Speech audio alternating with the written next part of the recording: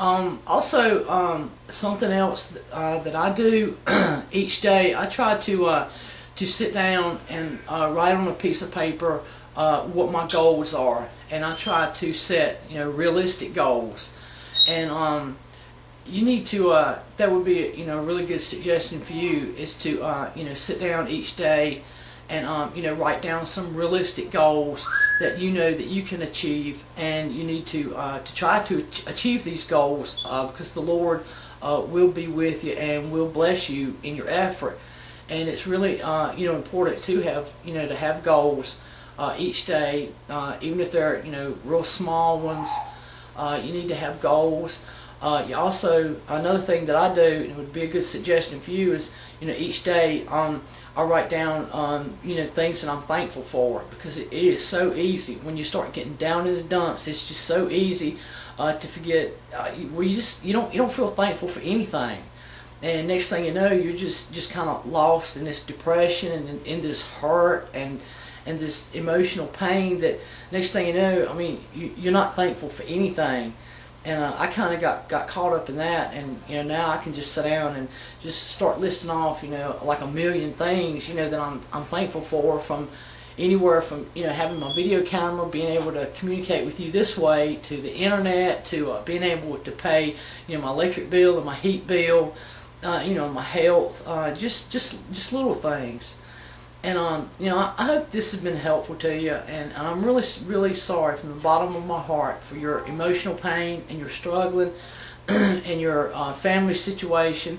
I will be praying for you. I'll ask for prayer for you at church. Put you on you and your family on our prayer list, and I just wanted you to know that that you're not alone in this world, and you're doing the right thing by requesting prayer and making the videos. I know that like you said, you don't want to just get on YouTube and spill your guts, and you don't want to feel like you look dumb or anything, but you're not being dumb, because everybody in the world, we're all the same. We're all suffering from hurt and family hurt and emotional pain, and everybody, whether they want to admit it or not, is struggling with something, because we all want to be happy and live an abundantly filled life. But like I said, staying in the Lord, getting in church, every time the door is open, every time you get the opportunity, reading the Bible, you're bored, or when you get off the computer, study. There's some really good stories, and if you've got like a good thing for you to do, like for myself, sometimes I just wander down to the local nursing home, and I just go walking through, and if the Lord kind of leads me in there, just say a word of prayer, for somebody.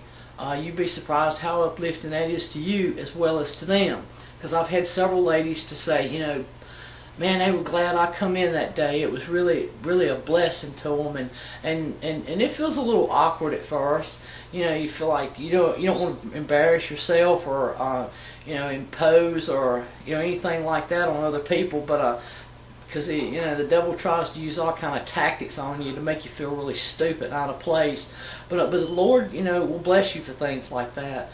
And like I said, if your family's not in church, work on them to get in church. And if they choose not to go, that's their an opportunity that they're going to miss.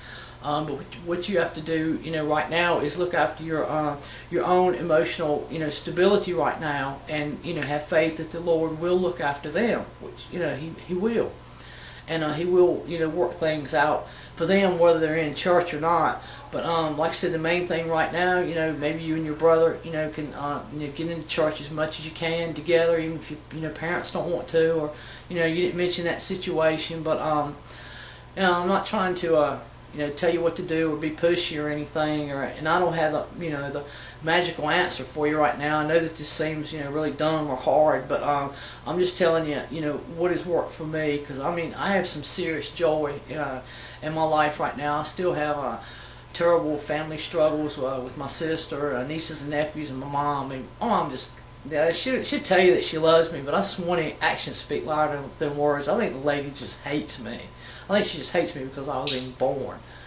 But you know, I hope you find this video comforting, and you know, let me know about your, you know, progress and all, and how it's going, you know, each day. And you know, just, you know, don't do anything dumb like try to hurt yourself or kill yourself. Cause my best friend's cousin did that. She shot and killed herself a couple of months ago because, you know, the same old pity story. You know, nobody cared about her, nobody loved her, and blah blah blah. Anyway, she left behind 2 teenage sons, and her sister now, she's had to give up her job, and she's on all these antidepressants and all this. She's just completely freaked out because, you know, her sister killed herself, and she feels like the Lord just didn't answer all these years and years and years of prayer. But just remember that, you know, people make their own decisions. I mean, you can pray till you're blue in the face, but if people don't have the desire to change, that's not God, you know, failing you in prayer. So don't ever think that. Because that's where people get confused. They think, well, I prayed for 10 years for such and such, and it didn't work out. But, you know, that's not God failing you. That's their decision to throw away their life or destroy their life or whatever it is that they've done.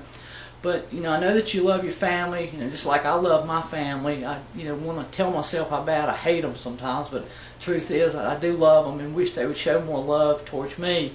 But still, the number one priority is, you know, we have to look after ourselves first, and study our relationship with the Lord, and, you know, our goal should be drawing closer to the Lord. That's not being selfish or self-centered. That's you know, that's us making a decision for a better life. Where if those that we love choose not to have a better life, you know, that's their decision and that's on them. But the most important thing is for us to be happy and to live an abundantly filled life. You know, the reason that the Lord, you know, died for us. So I hope this helps. I love you, and let me know how things are going.